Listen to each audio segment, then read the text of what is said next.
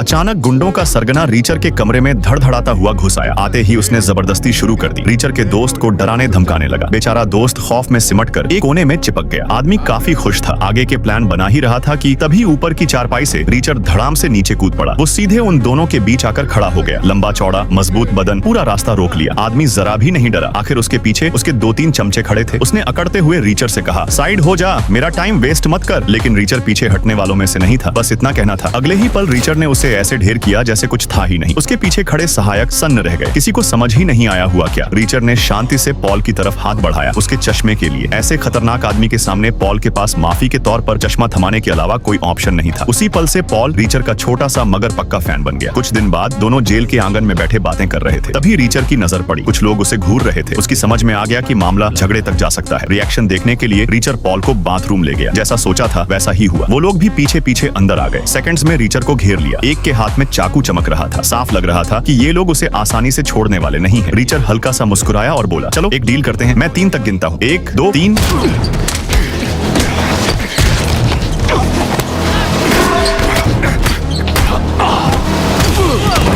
कुछ ही देर में अलार्म बजने लगे, लेकिन तब तक रीचर उन सबको जमीन पर सुला चुका था। जब जेल गार्ड पहुंचा तो हैरान रह गया। रीचर को हाई सिक्योरिटी सेल में बंद कर दिया गया था, जबकि उसे और उसके साथियों को आम कैदियों के साथ होना चाहिए था। दूसरे कैदियों के लिए ये एक मौका था, लेकिन रीचर के लिए ये लड़ाई उसके दिल का बोझ हल्का कर गई। कई दिनों की झुंझलाहट उतर गई और वो चैन से सो गया। कुछ वक्त बाद एक महिला अफसर ने रीचर की असली पहचान खोली। Reacher West Point military academy का ग्रेजुएट, डिफेंस डिपार्टमेंट में सर्विस, ढेर सारे मेडल। एक मिशन में उसने अकेले आग में घुसकर अपने 12 साथियों की जान बचाई थी। गवाहों ने बताया कि उसने 6 बार अंदर बाहर चक्कर लगाए, हर बार किसी को कंधे पर उठाकर। फिर भी कुछ लोग यकीन करने को तैयार नहीं थे। जेल में रीचर की नींद खुली तो देखा दरवाजे के बाहर खाना रखा है। वो आराम से खाने लगा। पॉल का हाल बुरा था। डर के मारे एक कौर भी नहीं निकल पा रहा था। उसे लग रहा था जेल से बाहर निकला तो कोई न कोई उसे मार डालेगा। रीचर ने उसे तसल्ली दी, जब तक मैं यहाँ हूँ कुछ नहीं होगा। असल में रीचर को खुद यहाँ से निकल जाना चाहिए था, क्योंकि जो लोग बाथरूम में उसके पीछे आए थे उनकी निगाहें अब भी उसी पर थी। जैसे ही रिहाई का वक्त आया, रीचर की मुलाकात एक अनजान महिला से हुई। वो महिला अफसर थी। उसने रीचर को पुलिस कार में बैठाया और बस की निगरानी फुटेज दिखाई। घटना के वक्त रीचर बस में था। इस बार सब साफ हो गया। आखिरकार रीचर को हर इल्जाम से बरी कर दिया गया।